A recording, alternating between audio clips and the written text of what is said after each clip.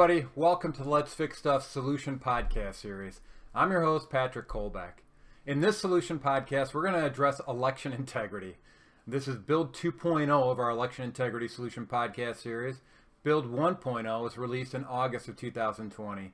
This particular version builds on insights gained from that fun little 2020 general election. We have a lot to unpack on this topic of election integrity. I've been studying this topic for the better part of 10 years as a candidate, a two-term state senator, and later as a poll challenger. In support of the assertions that I make in this podcast, I have served as vice chair of the Michigan Senate Elections and Government Reform Committee. I took that post very seriously and diligently studied all of our election manuals. I applied tools such as process mapping and failure modes and effects analyses learned during my aerospace engineering years to the subject of elections. I then proceeded to coordinate and validate all my findings with experts such as Catherine Engelbrecht with True the Vote. And in support of the technical observations that I make in this podcast, people should know that I'm a certified Microsoft small business specialist and was responsible for the cabling design of the Quest airlock module on the International Space Station. In other words, I'm not only familiar with the latest in election processes, I'm also experienced with the information technology used in these processes. Links to information referenced are in this podcast, including the analysis of the solutions posed in the conclusion section, are available at letsfixstuff.org. I believe that this podcast on election integrity will be invaluable to anybody truly interested in preserving the integrity of our elections. So let's get started.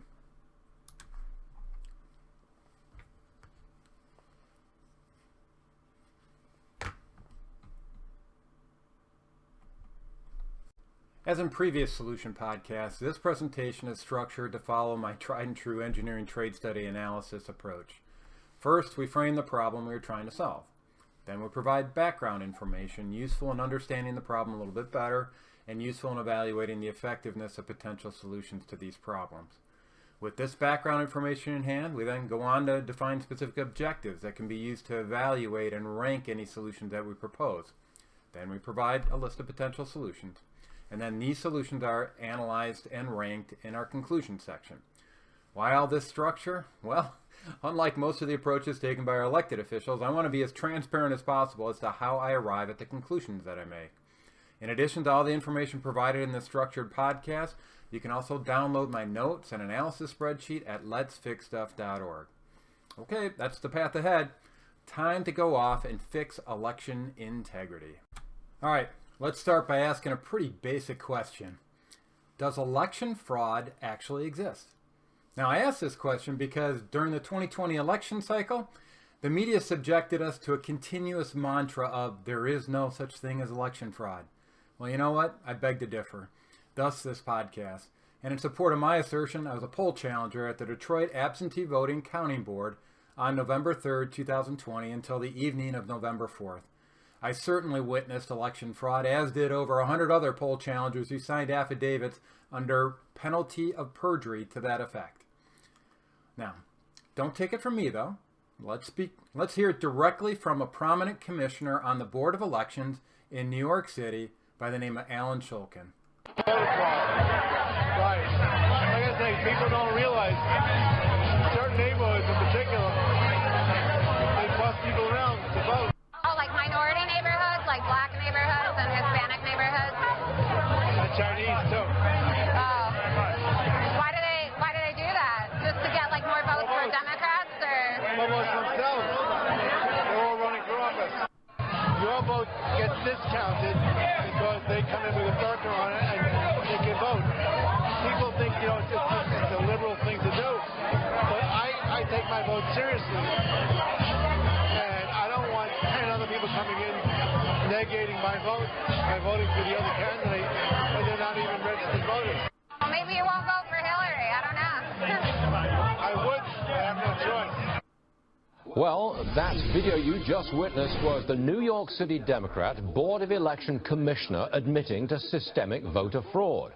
Voters are bussed from one polling station to another to vote multiple times. That's what you just saw. Here is what the commissioner had to say about voter ID laws in New York State. Roll that tape. Well, New York doesn't have voter ID laws, right? New York? No, you can't. You cannot ask. Say what? They can't ask for voter ID. Why's that? They can't? The law. which they really should be able to do. You know, I don't think it's too much to ask somebody to show some kind of an ID. Yeah, I mean, why not? I mean, you have to show an ID for everything else. Right, you go into a building, you got to show them your ID. Well, you're the commissioner, you said, of the Democratic election commissioner. So if you think there's voter fraud and you think there should be voter ID, why don't people listen to you? I mean... Well, that's because the New York State legislature makes the laws. I don't make the laws. And you think there's a lot of absentee ballot fraud, too? Oh, there's thousands of absentee ballots. I know where they came from. Yeah, but that's the thing. Like, Hillary Clinton doesn't support voter ID laws. Like... I know. That's why I'm not always crazy about everything the Democrats do either. Well, first step in solving any problem is actually admitting that you have a problem, right? The 2020 election clearly demonstrated that to anybody that was paying attention that we have problems with the integrity of our election system in America. In fact, we have so many problems that I'd like to break them down into the following groups. All right, first of all, I want to highlight chain of custody violations. Then we'll look into statutory violations. Then we'll look into constitutional right violations. And then we're going to delve into something called influence operations. Now, before I go into any more detail on each of these problem groups, I want you to note that my examples are heavily focused upon the election fraud that I observed in Michigan, although a lot of these issues were experienced elsewhere in the country, particularly in the battleground states. But a lot of focus is on Michigan. So let's first look at examples of breaks in the election record chain of custody. Now, let's go over what the term chain of custody is. You know, in a criminal court case, failure to demonstrate a secure chain of custody for evidence can result in the overall dismissal of a court case. Chain of custody is equally important for election records. If any single link in the chain of custody is broken, the integrity of the election is in question and should not be certified. Let's focus upon 4 key links in the election record chain of custody: the qualified voter file, poll books, ballots, and vote tallies. And let's start by looking at some examples of election fraud observed in Michigan during the 2020 election. And let's start with the qualified voter file. Now, the qualified voter file is kind of just a fancy term for a list of people that are eligible to vote in a given state. Now, if this link is broken, it breaks all the links downstream, including the final vote tally. Now, during the 2020 election in Michigan, almost 8.1 million voters were eligible to vote according to the qualified voter file. According to an analysis of who was eligible to vote based upon publicly available records, over 600,000 of the eligible voters were actually not eligible. Now, just to refresh your memory, the publicized victory margin for Joe Biden in Michigan was only 154,188 votes. Now, let's look at poll books. Poll books are precinct-specific extracts of the qualified voter file. They are used by poll workers to validate the identity of somebody attempting to vote and tracking their vote status. Now, if this link in the chain of custody is broken, all links downstream of it are broken, which makes ballot recounts meaningless. Now, during the 2020 election inside of Michigan, this gateway failed. Not only were there multiple versions of the poll books for a given precinct, ballots cast by voters not in the poll book were actually still counted. Now, perhaps the most egregious demonstration of breakage in the poll book link was evident during the canvassing of the Wayne County election results. Now, it was evident to canvassers present on the first day of canvassing that precincts featured as many as 600 more ballots than indicated on the poll books. Then, miraculously, the night before the Wayne County election certification vote by the Board of Canvassers, a mysterious black box appeared with poll book supplements. Now, upon incorporating these supplements to the poll books in unbalanced precincts, the official maximum balance discrepancy was only 29 votes. Now, under Michigan statute, such actions are grounds for quo warranto remedy. In other words, it nullifies the election results. All right, here's an example of fractional vote tallies that were actually intercepted in the data stream from Dominion servers to Edison research servers on the day after the election. There is no explanation for fractional votes except for intentional fraud. All votes should be whole numbers, not fractions. Dominion Voting Systems enables fractional vote allocations with its ranked choice voting module. Use of this module enables users to allocate percentages of votes from one candidate to another. There is evidence that this module is active in the only county where outside observers were allowed access to the electronic data, and that was Antrim County, Michigan, where 6,000, or actually almost 7,000 votes were flipped from President Trump to Joe Biden. Now, in addition to fractional votes, any voting system components which are connected to the internet break the integrity of the chain of custody. There is evidence at the Detroit AV Counting Board that this was the case, and I observed that. Over 172,000 votes were counted at the Detroit AV Counting Board. Every one of these votes were vulnerable to what is known as a man-in-the-middle attack as a result of this network connectivity. In other words, election officials transferring vote tally data from point A to point B are actually vulnerable to a diversion of their data to point C, where the data can be changed before sending it to point B without point A or point B knowing anything about it. Did such a manipulation of data occur during the 2020 election? Well, there's hard evidence that it actually did occur, as highlighted in the documentary Absolute Proof.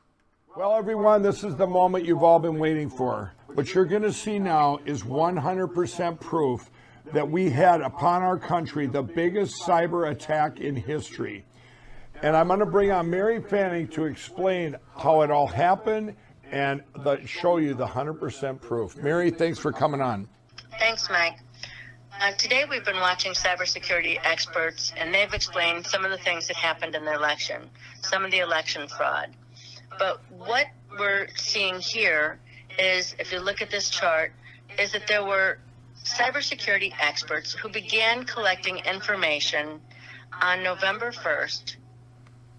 And so this was before, during, and after the election, that they were collecting documentation. In fact, they collected terabytes of information that document the election fraud, the foreign intrusion into our election.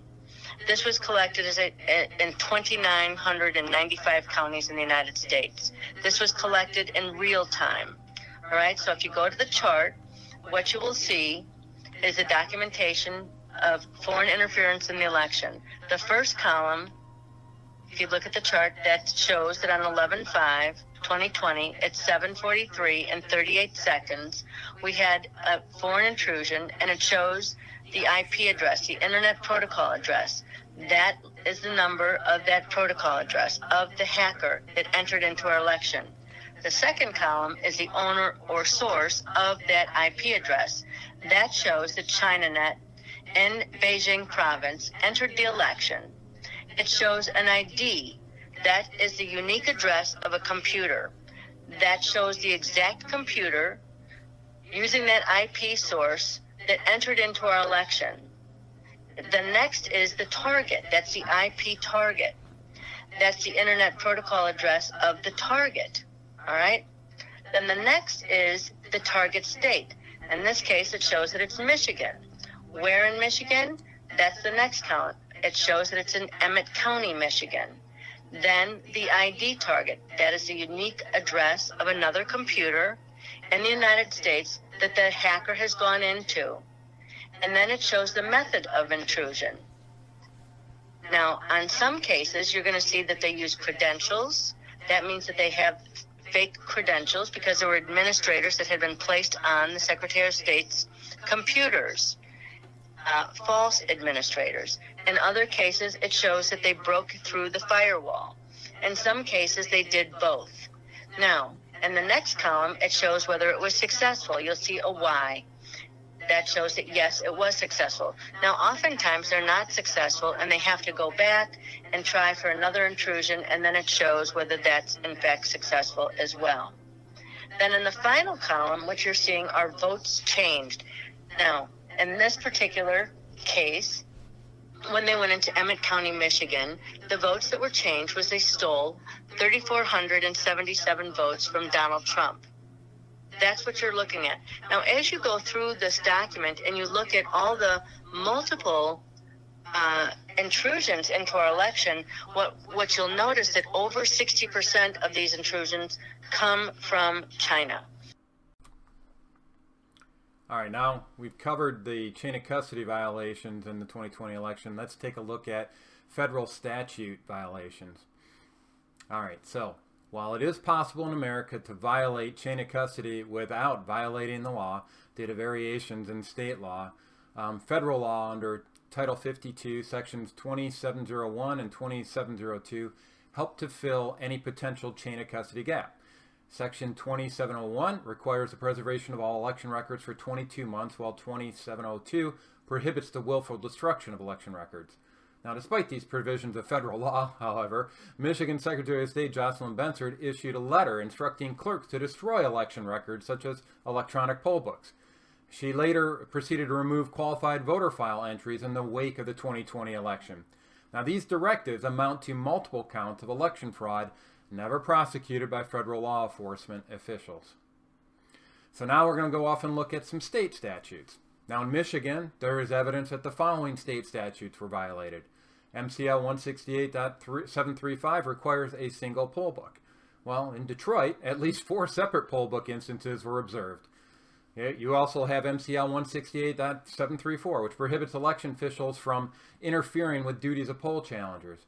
This law was repeatedly violated in Detroit, and one of the most egregious examples was the refusal to allow poll challengers to enter the TCS centers while military ballots were being duplicated and counted.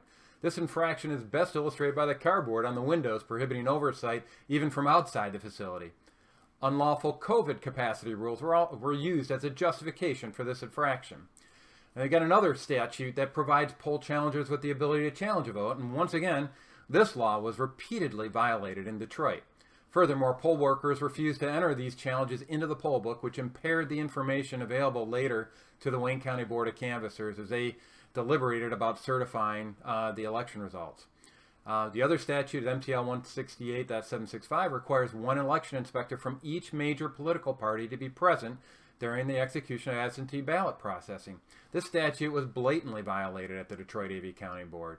And then we have a statute that requires public notice of the public accuracy test in election processes. This provision of statute was also violated in Detroit.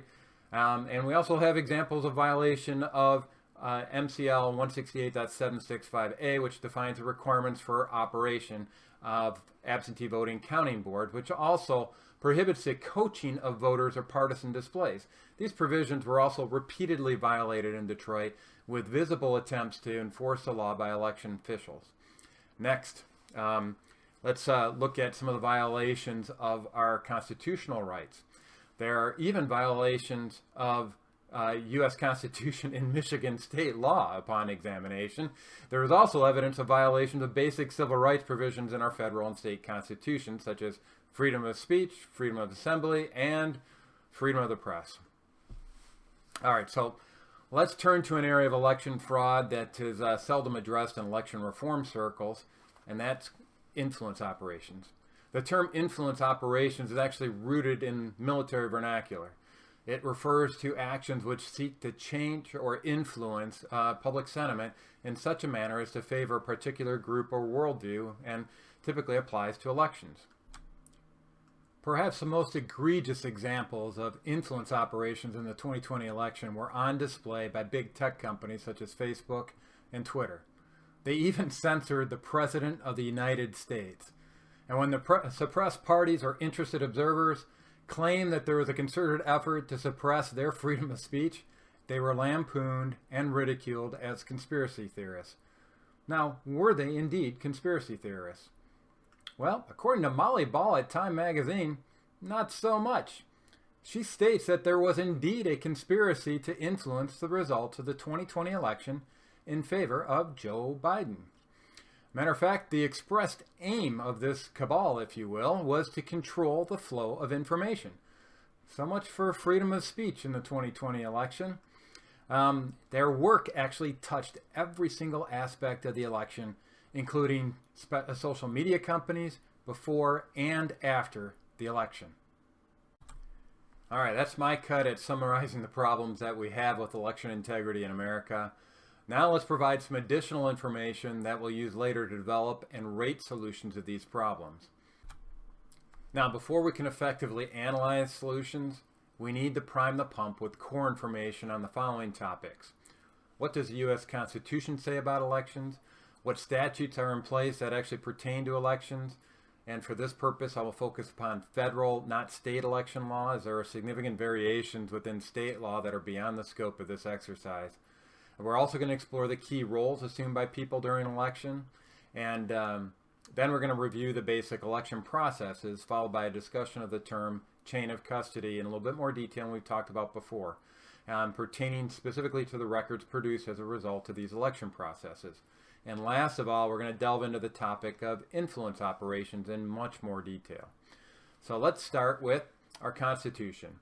The Constitution delegates almost all authority for regulating elections to the state legislatures. In fact, when it comes to the selection of electors for president, the state legislature is granted plenary authority all by itself. Now, plenary authority, the fancy term for complete authority. In other words, according to the U.S. Constitution, the state legislature, not the state executive branch or judicial branch, have the ability to assign electoral college votes for president however they see fit. So if they're observing significant election fraud in their state, the state legislature, without any input from the governor, could legally change the allocation of electoral college votes from the allocation certified by state election officials. Now, beyond these core provisions of the Constitution, three important amendments to the U.S. Constitution, the 13th, 14th, and 15th Amendments, were added to ensure the protection of voting rights for all Americans. Now, in addition to federal provisions in our U.S. Constitution, there are also federal statutes. Now, the key federal statutes pertaining to elections are the 1965 Voting Rights Act, the 1986 Uniformed and Overseas Citizens Absentee Voting Act, the 1993 Voter Registration Act, and the 2002 Help America Vote Act that occurred in the wake of the Dangling Chad scenario in the 2000 election. Okay, now let's review the key roles that are involved in the execution of all of our election processes. This chief state election official, often the Secretary of State, is responsible for the definition and execution of election processes all across the state. The Board of Canvassers are responsible for certification that the election processes were faithfully followed for their pertinent jurisdiction, whether it's state or county or individual municipality. Next, local clerks are the elected officials responsible for the execution of election processes within their jurisdiction, such as a county or a township. The Secretary of State is essentially the clerk of the whole state. Now there's poll workers. Poll workers are paid individuals who assist the clerk in the execution of the election processes. And then there are poll challengers. That's what I served at the Detroit AV County Board. Poll challengers are certified observers authorized to interact with election officials during elections and have their objections recorded in poll books. They've been trained around election law, so they got a little bit more authority than the next group, which is poll watchers. Poll watchers are simply, as the name implies, they're simply election observers that are unable to interact with election officials. Now, in a day and age dominated by mail-in votes, the United States Post Office actually has assumed quite an important role in our election processes, and we need to highlight them as well. Then, of course, voters play a very important role. Then we have candidates and ballot proposal committees that deserve honorable mention, as without them, we'd really pretty much have nothing to vote on. Okay, now well-run elections are much more involved than simply showing up at a poll and checking a box. My cut at breaking down the act of holding an election into manageable bite-sized chunks is as follows. All right, first of all, there's the process of actually registering voters. And you can do that at the time of signing up for your driver's license in a lot of states. You can sign up online. You can sign up over at the Secretary of State's office. Next, there's a significant preparation that goes into holding an election. Ballots need to be printed. Precincts need to be configured. Equipment needs to be purchased and configured. Poll workers need to be hired and trained. Now, the process of voting at the polls versus absentee is significantly different to break it out into two separate processes. So one for poll voting, another one for absentee voting. Once the polls are closed, the process for closing out a precinct and balancing the books is extremely important when it comes to maintaining the chain of custody of election records. And election records are transferred from precincts to the clerk's offices. Election certification is also a unique process that needs to be addressed and occurs at the first and foremost at the precinct level at the time of polls being closed. Now, in the cases where the election results are questioned, the process for recounts is another important process related to elections. The process flows pertinent to each of these process areas are available for download at letsfixstuff.org in the post associated with this podcast. All right, so last but not least, I want to address a very important process that often gets overlooked, and that's the audit process. And I want to highlight that just because there's been an audit of an election does not mean that election fraud would have been discovered. Audits vary significantly in their rigor applied. For example, out of the 15 different categories of election fraud identified by me in the 2020 election in Michigan, 0 of them would have been identified by adherence to Michigan's current statewide audit guidelines. It's important to go beyond calls for an audit and specify the requirements for an audit that have sufficient rigor to identify and to discourage voter fraud. Now let's look and talk about a chain of custody. Now, a good audit is simply a verification that the chain of custody has been maintained. In criminal cases, a judge can throw out a case if the chain of custody regarding evidence has not been maintained. When it comes to elections without any demonstrable chain of custody, the election results should be thrown out as well, or at least not certified. Now, the election records chain of custody can be visualized as a series of links in a chain. Now, each link corresponds to a given election record. We're going to start with the qualified voter file, which links to the poll books, which in turn links to the ballots, which in turn links to vote tallies. So these are just 4 links. You could break it down in much more detail if you wanted to around election records, but this is a little bit more manageable. It's this vote tally link that everybody is anxious to see on election day. And if any link in the chain of custody has been broken, it's important to remind you that all of the links downstream of that link that has been broken are effectively broken as well. This is a reason why election recounts do not often ensure the integrity of an election. If the poll books have been fudged to allow ballots by fake or ineligible voters to be counted, a recount of the ballots does not ensure trust in the election results. All right. The first link in the chain of custody is that qualified voter file. Now, in olden days, it's just simply a list of people that were eligible to vote in a given jurisdiction. In modern times, a qualified voter file is an electronic database maintained by the Secretary of State for each state. The records in this database are supposed to be strictly controlled. They are supposed to be updated to reflect new voter registrations, deaths, or changes in residency. Now, most, if not all states, allow voters to be able to look up their voter registration status actually online. Now, the next link in the chain of custody is the poll book, which is essentially just a precinct-specific snapshot of the qualified voter file. Each voting precinct has its own poll book. When you register to vote, you are assigned a voting precinct, which corresponds to a specific polling location where you go to vote should you vote in person. A single polling location may feature 1 or more precincts, but each precinct has its own poll book. Poll workers at each precinct use the data in each poll book to verify the identity of each voter and ensure that they are indeed eligible to cast a vote. The poll book can be a paper printout held in a binder or on a computer where it's referred to as an electronic poll book. In addition to verifying eligibility to vote, poll books are also used by poll workers as journals to capture key events related to a given voter or election. For example, when absentee voters are mailed a ballot, the ballot number assigned to that voter is tracked in the poll book so that when the clerk's office receives a ballot in the mail, they're able to help confirm the identity of the voter by matching the ballot number received to the ballot number that was shipped to them as captured in the poll book.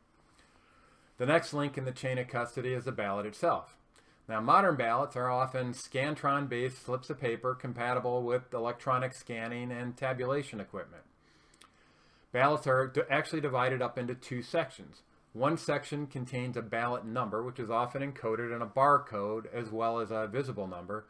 The other section is a list of ballot questions.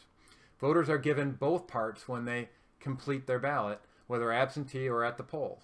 And before a ballot is tabulated, though, the ballot number section is separated from the section with the ballot questions so that no one is able to associate a specific voter with a specific ballot at the time that that vote is being tabulated. Each precinct is responsible for knowing how many ballots have been issued and cast in their precinct. The number of ballots stored after tabulation must equal the number of ballots issued in a poll book for a precinct to be considered balanced, in much the same way as accounting books are balanced. Balanced precincts are especially important when it comes to recounts. Many states, such as Michigan, stipulate that unbalanced precincts are not subject to recounts. All right. Counterfeit ballots are often used in ballot stuffing fraud, and these counterfeit ballots can be detected using a variety of techniques as illustrated by subject matter expert Jovan Pulitzer in this following clip. Well, did you know from a forensic level that you can tell absolutely the difference between paper here in the United States or paper that was made in China? There's different formulations, different inks, even different fibers. And on our systems, we're able to tell every one of these. He was moved to create technology to check the authenticity of a ballot using a forensic scan. Checking the folds is part of the forensic inspection. Pulitzer explains the technology can also detect the kind of ink used to mark the ballot. All of these have unique IDs, but the one that was done by a machine, because their printing dynamics are completely different, sticks out like a sore thumb. Here is a fake squiggle by a computer. Even though they could try to come up with fake squiggles by a computer, the one on the right, you still see the artifacts left over by it being a simple printing mechanism. All of these can be easily decoded. The next and arguably most consequential link in the chain of custody is the vote tally. Precinct level vote tallies are the basic building blocks for all subsequent vote tallies at the county and municipality and state level. There are also cross-jurisdictional vote tallies for specific races, such as state legislature or Congress. In all cases, if the precinct level vote tally is captured correctly and reported correctly, it's a pretty straightforward process to verify the accuracy of the downstream tallies. Conversely, if the precinct level vote tallies are incorrect, everything downstream is incorrect as well. Now, the only federal vote tally is that cast by the Electoral College for President and Vice President of the United States. Now, when using electronic voting systems, it's important to point out that tabulation is a two-step process. First, an image of the ballot is scanned. Second, the scanned image is analyzed by the computer and votes are allocated in accordance with the logic programmed into the computer.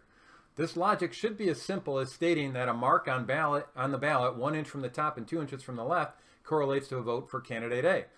In some systems, however, such as those produced by Dominion Voting Systems, there is a software module called the Ranked Choice Voting Module, which enables a distribution of the votes between multiple candidates based upon a predetermined percentage.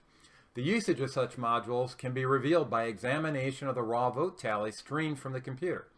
If fractional votes are evident, votes are being assigned on the basis of a percentage, not the typical whole number allocation of one vote per individual. The strangest anomaly visible in the data is a consistently identical ratio of Biden to Trump votes across time, which is theoretically impossible. Here is Florida. These updates occurred over a week following the election. Notice all the ratios of Biden to Trump votes are 100% identical over several days. This pattern shows up in many states. It appears that a computer algorithm is involved in the process, which is doing something called weighted race distribution, a feature of Diebold voting machines known as early as 2001, which gives values to votes rather than simply counting them. Here in California, we see an update of one vote. About 65% of that value is given to Biden and 32% to Trump. How can one vote go to more than one person? In order to ensure the accuracy of precinct-level vote tallies, a public accuracy test is supposed to be conducted on tabulation equipment prior to the election. This test involves running a series of sample ballots through the tabulation equipment, which are supposed to reflect all the possible vote permutations during the pending election. Anytime a possible vote permutation is not addressed in the public accuracy test, it leaves an opening for election fraud via machine-based allocation of votes to an option not tested. So, how easy is it to hack a voting machine in order to allocate the vote as you see fit? Well, let's find out by reviewing what happened at what's called the DEF CON conference, which is an annual conference of hackers. We're loving this one, but most people probably wouldn't. A room full of hackers, all trying to hack into voting machines. You can possibly make it accept a fake card or accept any card, so you could add your own votes. These are supposed to be the latest machines. They're still used in elections, and they're running ancient software. I think that, like, if somebody wanted to, it would be pretty easy to fake an election.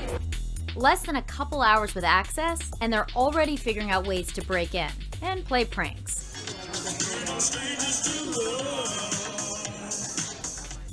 But it gets more serious. So you could leave the security key into it and still inject. I feel like I'm the only one here that hasn't found a vulnerability. It's not what you think. They've all been invited here to demonstrate just how vulnerable the tech we rely on for our elections can be. The experiment is the brainchild of Jake Braun. He's a former security advisor for the Obama administration. You know, with everything that happened in 16, what we're trying to do is get this industry to mature from a cybersecurity perspective, so you don't have folks saying what they are now, which is things like machines are unhackable or databases are air-gapped and can't be changed. It's not clear if any actual machines were infiltrated in the 2016 election, and no one has suggested any physical votes were changed. But intelligence officials agreed that Russia was able to meddle with other election-related systems. This inspired Braun and the organizers of this year's DEF CON hacking conference to collect over 30 pieces of voting-related equipment, including voting machines and a mock elections office, and tell a group of hackers to try any means necessary to break into and reverse engineer them. And it didn't take long. Several were compromised within the first hour and a half. So if you're a voter in America, we're likely hacking a machine that you vote on. There's a few dozen of these machines and also electronic poll books. In some states, people check in on an electronic device as opposed to a paper book. How you cast your vote varies from district to district. Some places use this machine, some places use that one. Some counties only vote on paper ballots, but almost all of these machines are still in use somewhere in the United States. Some of the hacks might not work if your district has updated the software on the machines, although many don't. We can go in and hack this lock within 10 seconds. You gain access to the operating system. We could actually remove this and clone this particular USB. We could go back and start looking at and reverse engineering what's on this image and determining nefarious ways that we can impact this particular operating system. When people are going after machines, You guys, no one will believe you? if they see XP, they're very happy. Hey, good Lord. Did he just say good Lord? I like that every time it reboots to Windows XP, you hear people groaning behind us. The machines you use to cast your vote aren't the only point of entry for attackers. Other election-related systems, like campaign networks and registration databases, are also at risk. The vulnerabilities at the voting machine level are very localized, and what we're trying to simulate out here is the entire back-end network. There's a lot of mischief these guys can do without ever actually having to physically get access to a machine. If they were just to go in and mess up the voter file, you could have millions of people showing up at the wrong precinct or showing up at the right precinct, but the name's wrong in the poll book, and then all of a sudden now they don't know where they need to go. Intelligence officials have stated that Russia was able to influence the election without the need to penetrate actual voting machines by breaching DNC computers, accessing staffer emails and opposition research. The Department of Homeland Security also found that they targeted election-related systems in as many as 21 states. If you wanted to go in and specifically manipulate vote counts on every single machine in America, that'd be really hard to do. Right. But you don't need to do that to have an impact on the election in 18 either. You only have to flip a couple Senate seats to have an impact on U.S. Congress. In other words, election fraud doesn't have to be widespread to be significant. Isn't it kind of interesting that some of the same news agencies that were all in on election fraud during the 2016 election all of a sudden say there's no possibility of election fraud in the 2020 election? Ponder that for just a little bit. Okay, well, we're all fixated on laptop screen refreshes on election sites during the election, or watching so-called election results scroll by on your favorite cable news network. Vote tallies actually travel in bits and bytes literally all around the world. This fantastic journey taken by a vote through the modern electronic election system may come as a surprise to many. The way it's supposed to work is that votes are tabulated at the precinct level. Once the precinct has been balanced and signed off by poll workers, the results are sealed, shared downstream to other election organizations such as the municipal clerk, county clerk, or secretary of state. And if the chain of custody is actually maintained, this is a one-way flow of information triggered by the closing of the polls and the subsequent closing of the precinct, which involves securing a final vote tally.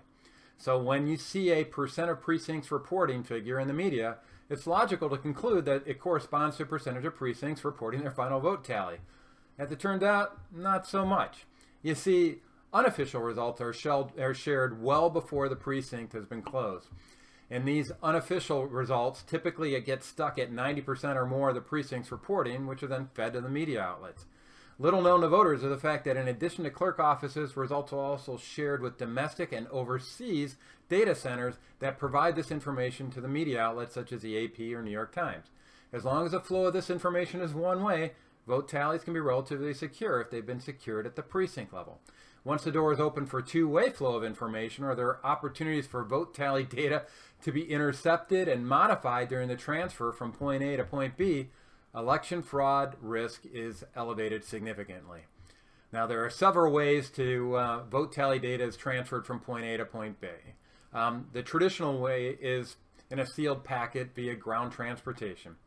This sealed packet may include a flash drive or simply a paper statement of votes that get entered in by a clerk later on. The key term is that they are sealed. More and more election officials, however, are lured by the convenience of a wireless transmission of data. They're told that their cellular data modems are on a VPN network and are air-gapped. Then there are also hardwired Ethernet connections, and IT vendors across the board often advertise that all these systems are actually air-gapped via combinations of firewalls, encryption, and VPN configurations.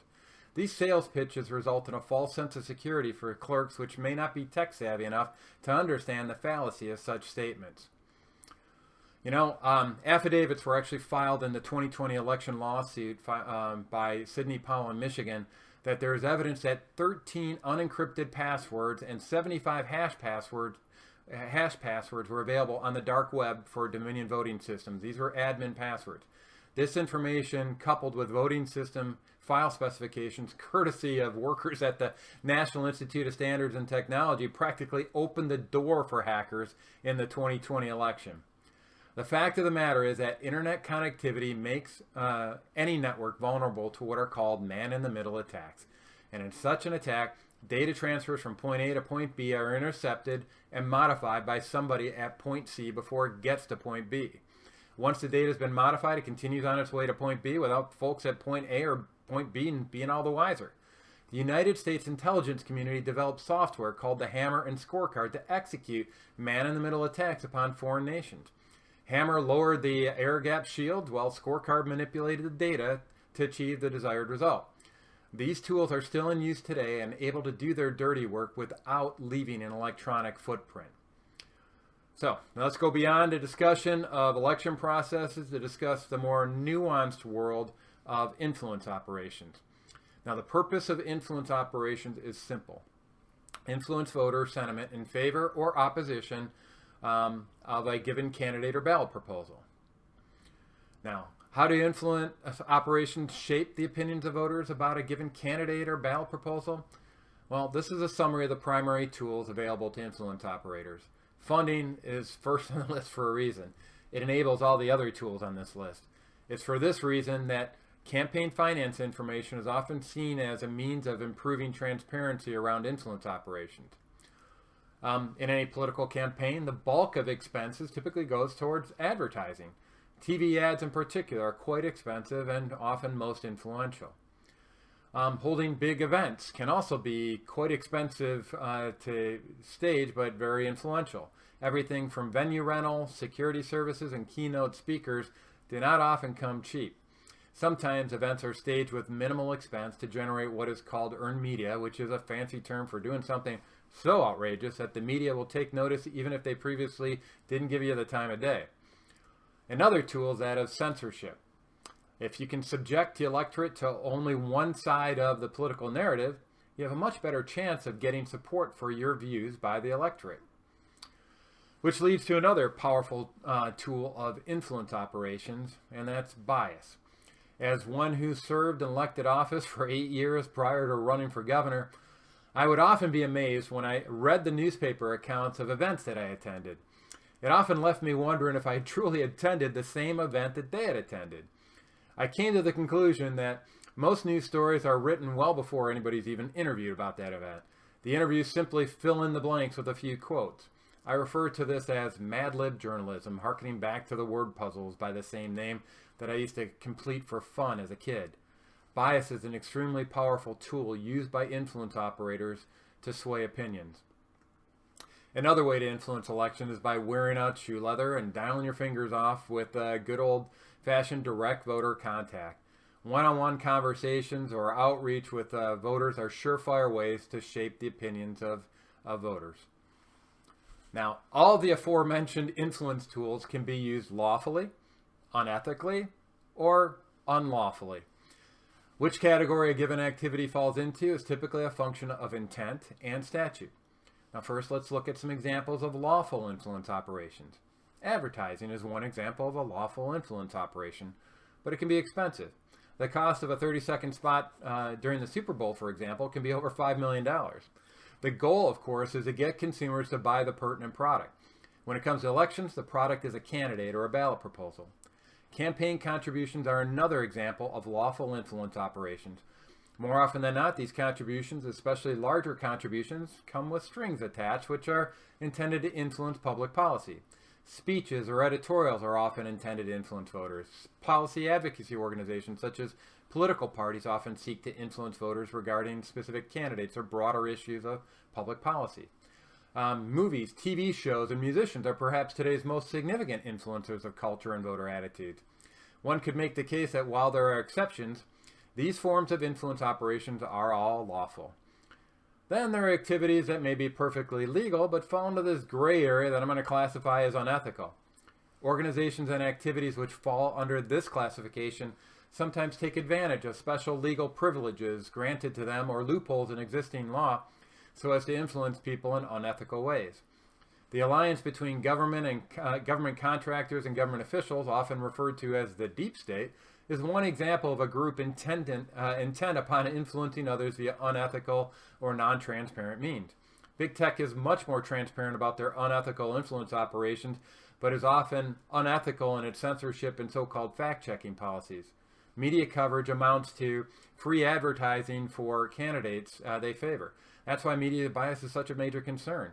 Then there's the topic of lawfare, which needs to be explored further. Now we move to unlawful operations, and simply put, unlawful influence operations are those which seek to undermine our system of government and our rule of law. Examples of operators are foreign governments or domestic organizations who advocate for the overthrow of our government. These domestic organizations often do so with the assistance of foreign operators.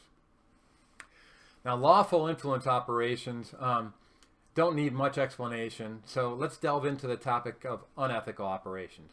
You might be surprised to know that our own government and the governments of other countries have actually designed computer systems designed specifically to manipulate voter opinions and election results. Let's see what Patrick Berge has to say on this topic. He's a former government contractor. My focus was primarily in the development on a couple different contracts for the Department of Defense for the development of the capabilities for interactive internet activities, being something that helps support CNO, which is computer network operations, hacking and different things like that, and information operations, which would be your actual influence operations, right? It's a supporting application that really, it's kind of like a Microsoft project, right?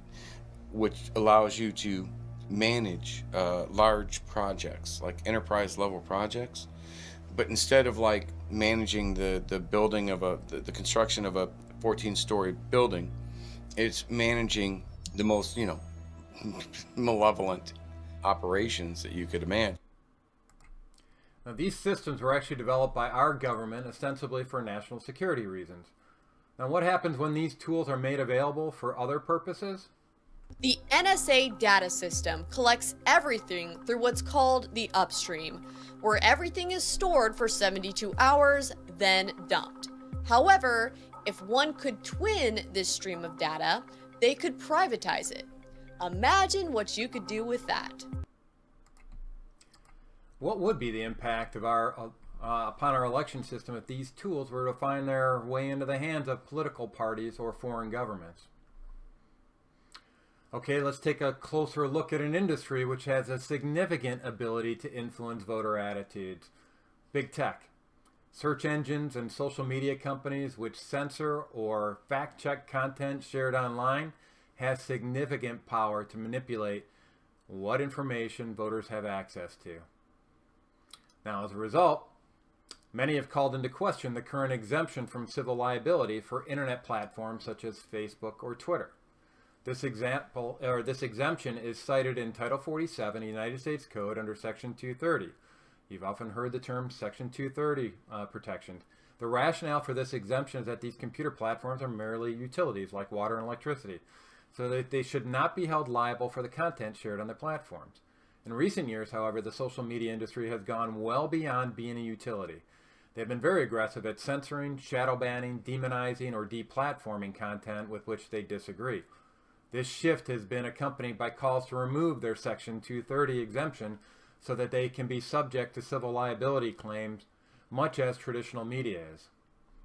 Speaking of traditional media outlets, they are very much powerful players in the realm of influence operations. They can shift voter attitudes in a variety of ways, including misrepresenting someone's character. They do not have Section 230 protection and are thus held in check from unethical influence operations by the possibility of defamation lawsuits. Looks like Covington High School student Nick Sandman has scored a legal win after being smeared by the media. CNN has settled a $250 million defamation suit Sandman filed. It's over a confrontation with the Native American man that made the teenager look like the aggressor. Here, a look back at just some of the media coverage. Some students harassing an older Native American man, a Vietnam vet, in the midst of a special ceremony. It does look like that young man to me is taunting the Native American Vietnam vet.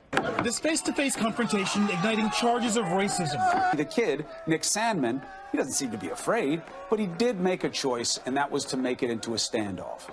That was not a good choice. Ridiculous, isn't it? You know, but traditional media has other ways of influencing voters beyond outright defamation. When I ran for governor in the state of Michigan, news reports, particularly TV and radio news reports, routinely mentioned two of my competitors while omitting my name altogether.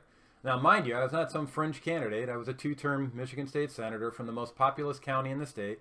I was the first candidate to collect over 15,000 signatures to get on the ballot and did so via a volunteer army, while other campaigns resorted to paid signature gatherers.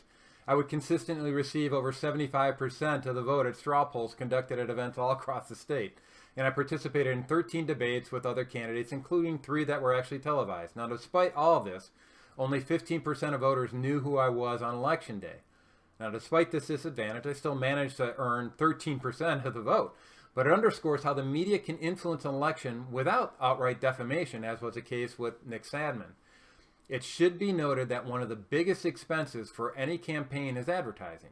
Now, what happens if the media is overwhelmingly biased in favor of one candidate over the other? They are essentially advertising for their favorite candidate. In donation parlance, this equates to a gift in kind to their favorite candidate. Is this donation tracked? No.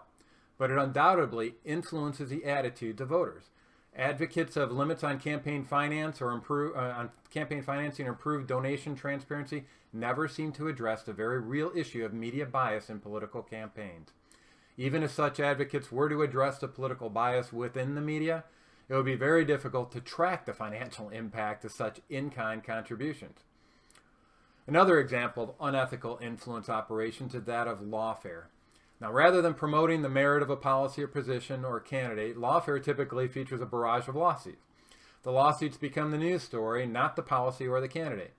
Even if unsuccessful with the legal action, lawfare is often successful at subduing interest on a topic or candidate by voters. This tactic is often used by those who have weak candidates with significant financial resources against stronger candidates with limited financial resources. Lawfare can be used to suppress information related election malfeasance. Lawsuits can be used to intimidate or threaten people simply seeking to uncover the truth. During active lawsuits, defendants and plaintiffs are often put under gag orders to prevent them from speaking on subject matter pertaining to the case, which effectively buys a plaintiff's time to cover their tracks or delay the release of the truth until it no longer matters. Now we need to venture into the most significant domain of influence operations, and that's unlawful acts. These acts are defined in Title 18 of the United States Code as treason, rebellion, or insurrection, seditious conspiracy, and advocating the overthrow of the government. Now, while the media is often kind of dismissive of what they term conspiracy theories, it turns out that there are significant domestic efforts to undermine our system of government, which need to be addressed, not dismissed. My dream is that we bring these failed and corrupt institutions to their knees and we build something new. Sounds like she's intent upon undermining our system of government, doesn't it? Now, domestic threats are not the only threats to undermine America. Foreign threats are an ever-present danger. The Department of Homeland Security is one of the many agencies tasked with exposing and countering these threats to our republic. The department breaks down foreign interference into a variety of categories, but for the purpose of our influence operation discussion, I'd like to focus upon information activities. They break down information activities into new media abuse, i.e. big tech, and traditional media abuse, i.e. newspapers and TV and radio. Cyber activities are seen as a mechanism for influencing either of these channels, which is why cyberspace is now classified as a warfare domain by military strategists. All right, that's it for the background material. Now let's define the objectives that we're going to use to evaluate the solutions in this podcast. Okay, now it's important to note that not all objectives have equal importance. That's why I've broken them down into high, medium, and low priority categories. These priorities correspond to weight factors that I apply to any ratings that are used to rank the solutions we're going to discuss in the next section of this podcast. Now, you may have different objectives, which may yield different priorities and different ratings. That's why I provided you with a copy of my analysis spreadsheet for you to evaluate potential solutions according to your priorities and your ratings, if you like. The important thing to note that is, in contrast to many of our elected officials, my objectives and priorities are fully transparent. There's no hidden agenda. Now, here are the objectives that guided my evaluation of potential solutions. First and foremost, as the title of this podcast may suggest, we need to prevent election fraud, and to the degree to which it does that, we're going to give it a rating for all these different solutions. Next, we need to make sure that we enforce our existing laws and maybe make it easier to enforce those existing laws. Next, we need to make sure that we never lose sight of the need to preserve our constitutional rights as we do this. Next, I would submit that we need to demonstrate that we can improve confidence in our election results. Ultimately, we need to believe that the candidate we elected is the one that truly was elected.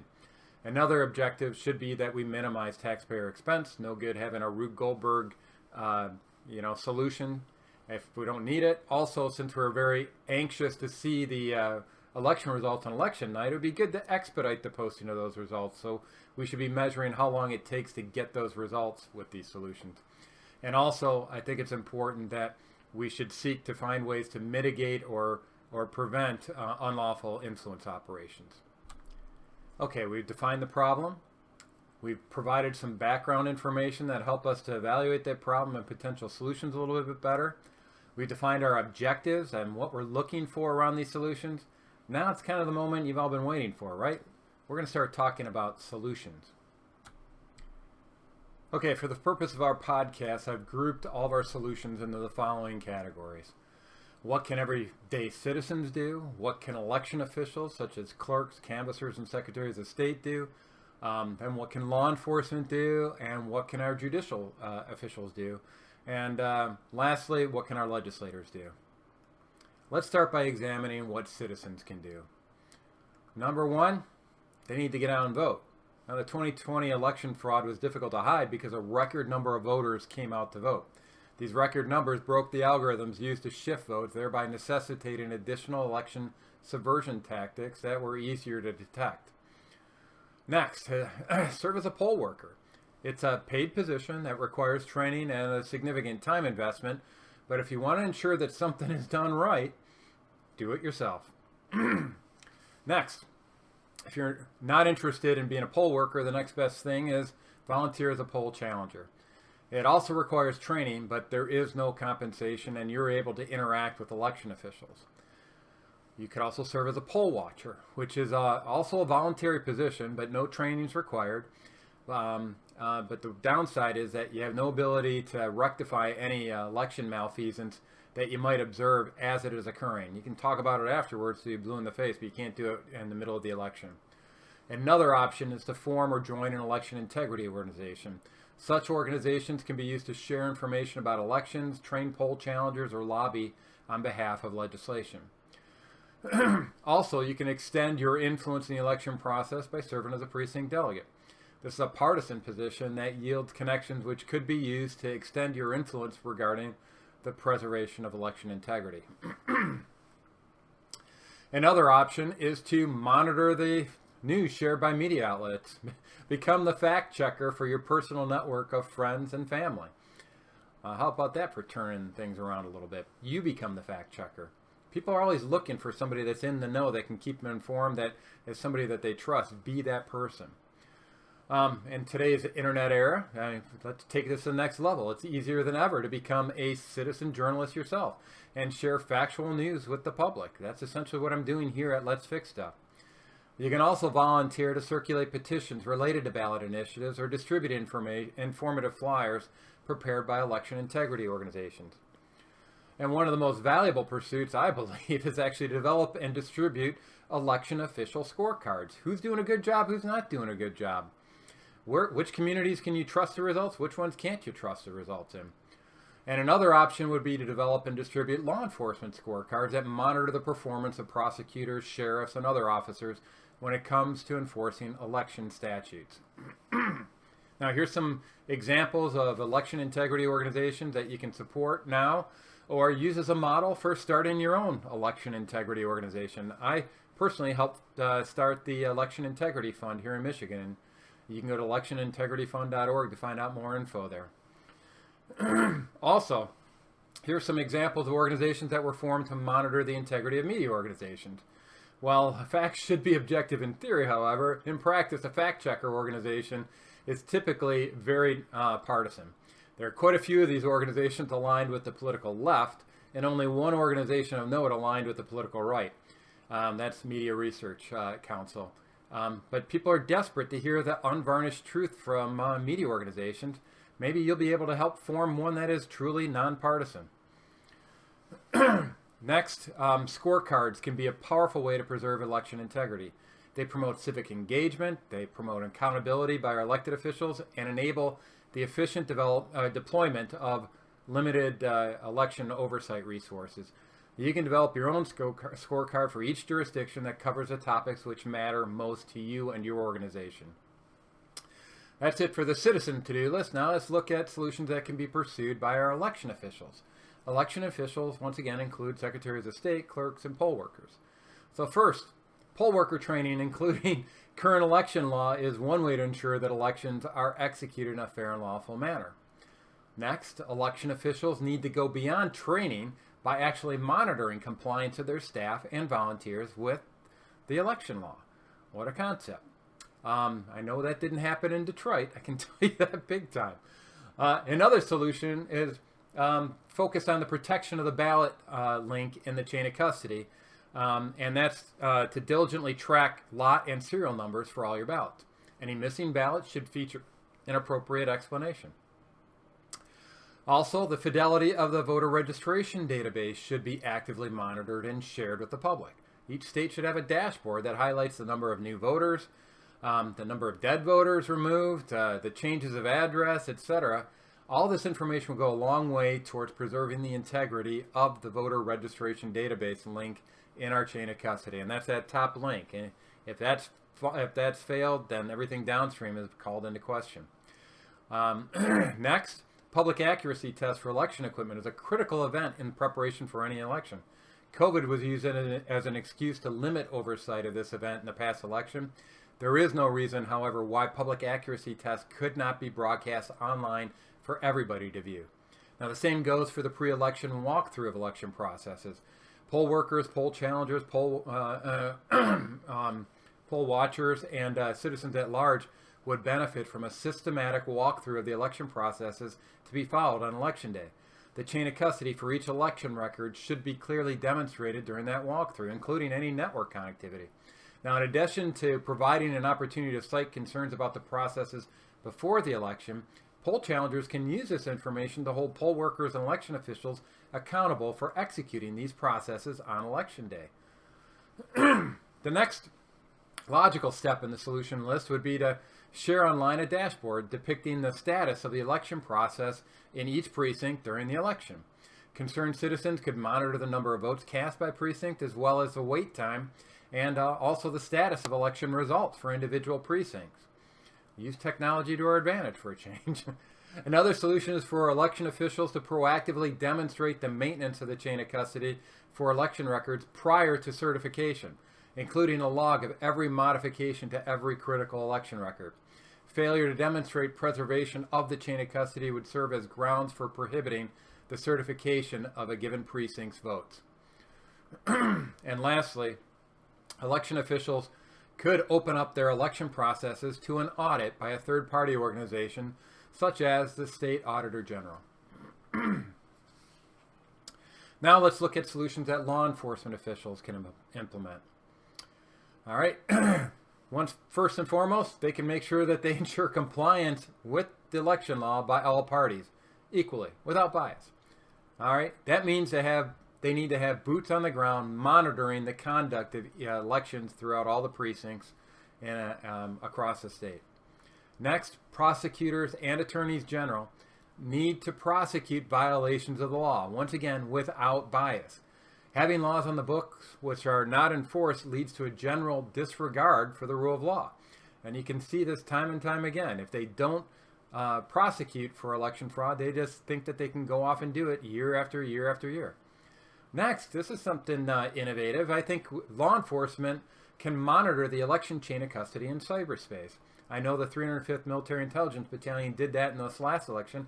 They discovered a lot of information you saw in that Absolute Proof video. Lastly, law enforcement officials need to honor their oaths of office and ignore any unlawful directives which may be used to subvert existing statutes designed to preserve the integrity of the election. So we got to be careful on that. Now, a prime example of an unlawful order by election officials was a so-called 6-foot rule dictated by Michigan Secretary of State Jocelyn Benson and the Director of the Michigan Bureau of Elections, Jonathan Brader. A court ordered an injunction upon the 6-foot rule prior to the election, but this didn't prevent some law enforcement officials from enforcing it on election day. Shouldn't be doing that. It has to be in accordance with the law. Now let's look at some solutions that can be pursued by members of the judicial branch. First, due to their time-sensitive nature, I would submit that election fraud cases need to be treated in an expedited manner. In other words, dockets need to be cleared to prioritize election fraud cases. And in general, I saw that happening in the state of Michigan. Next, we need to make sure that the judges are predisposed to issuing temporary restraining orders that prohibit certification of fraudulent election results until forensic audits have been completed. Also, judges need to make sure that they know that they can order recounts in a given election, and if the situation calls for it, they can also ask for a re-vote, which is very important. And last, judges can support law enforcement official requests for subpoenas. Now, the only election information which should not be privy to disclosure under most circumstances are personal voter information, and an individual voter's votes. But too often, particularly in this last election, election data needed for fraud investigation is actually denied from disclosure. Okay, the last category of solutions covers what legislators can do to preserve election integrity. It's a rather long list, so please be patient. There's a lot to cover in this area. First, if your state doesn't already have it codified in law, make sure that demonstration of election record chain of custody is required in statute prior to certifying any election result. Next, require precinct level results to be presented in a spreadsheet compatible format supporting data mining at least 72 hours before the certification of any vote in order to allow analyses which could identify potential fraud. Also, it should be mandatory for all poll workers to prominently display their party affiliation while on duty so as to verify compliance with statutes requiring bipartisan observation of certain election processes. Names must be clearly visible so that poll challengers should be able to identify the party affiliation and actually check that affiliation with representatives of the respective political party. Transparency is a continuing theme for good election solutions, and the next solution option would be to require 24/7 web monitoring of election records requiring a chain of custody. In cases where election infractions are identified, the video and audio evidence could be used to assist in prosecutions. Another solution would be to establish election fraud specialty courts. Now, specialty courts have been used with success for veteran-specific issues and drug infractions. Now, many election fraud cases are sufficiently complex to justify specialized courts featuring judges that are subject matter experts on election law and examples of election fraud so that they're wary of what's really going on out in the world. Next, the benefits of network connectivity for election equipment are far outweighed by the risks associated with election fraud.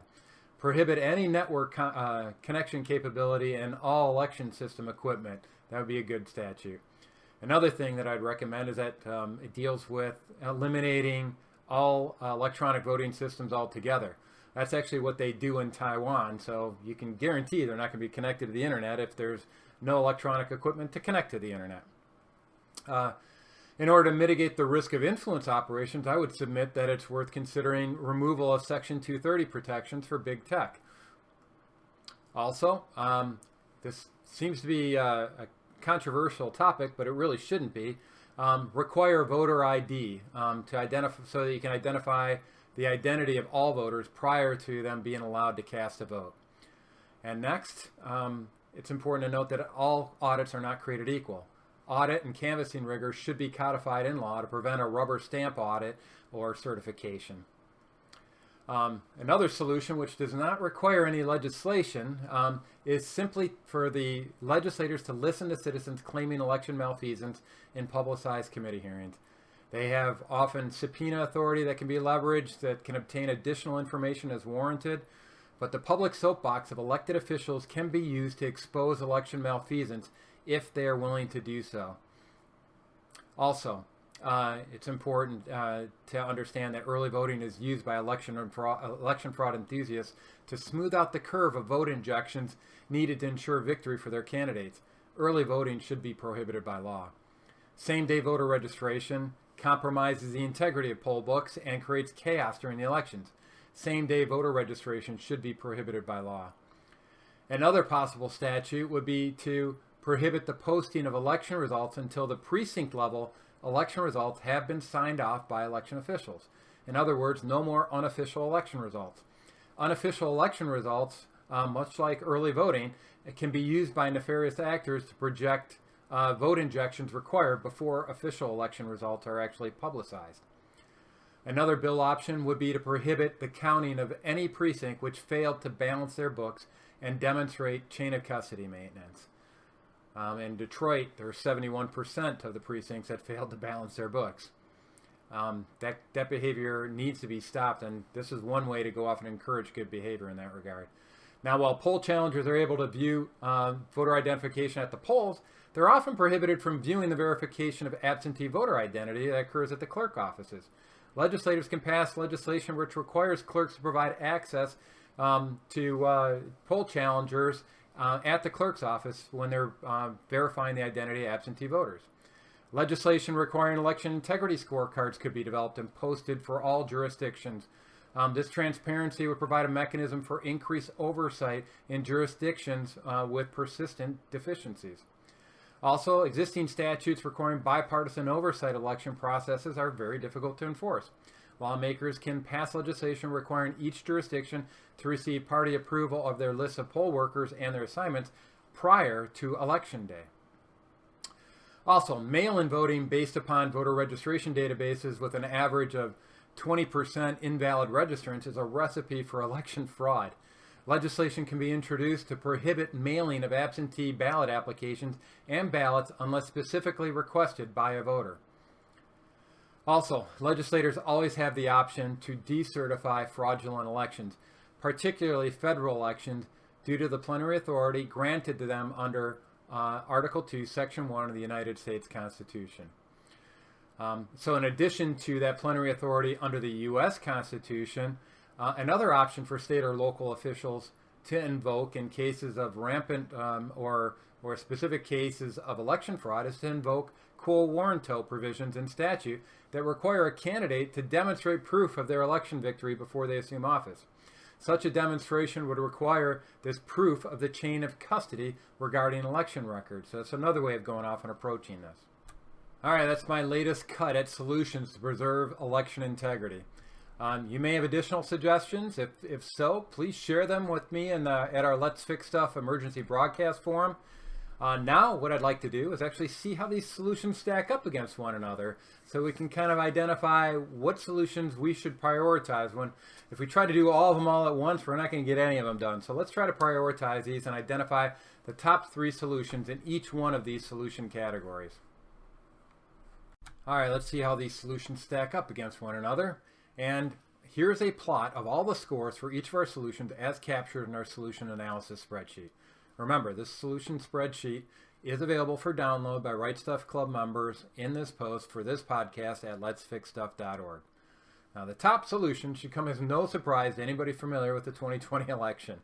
It turns out we already have quite a few statutes on the books already to prevent election fraud. What we appear to be lacking, particularly in this last election cycle, is the willingness to actually enforce these statutes. When it comes to the bottom solution in the ranking, it's that of becoming a precinct delegate. Now, just because it's ranked last does not mean that it's not important and doesn't have any value. It simply means that the other solutions that have been proposed satisfy our objectives better. So, now it's time to reveal the top 3 solutions for each category, followed by the overall top 3. So, we're going to start off with delving into what are the top 3 solutions that citizens can engage in and do. Number 1, serve as a poll worker. In other words, if you want to make sure something's done right, do it yourself. So serve as a poll worker. Then you can go off and become an activist in your community by developing elected official scorecards. So judge each election jurisdiction by how well they protect election integrity. And by the way, you can do the same thing with law enforcement. Put scorecards together on law enforcement and their willingness to enforce the law. When it comes to election officials, well, train poll workers on the election law. Monitor their compliance with the law that you've instructed them on.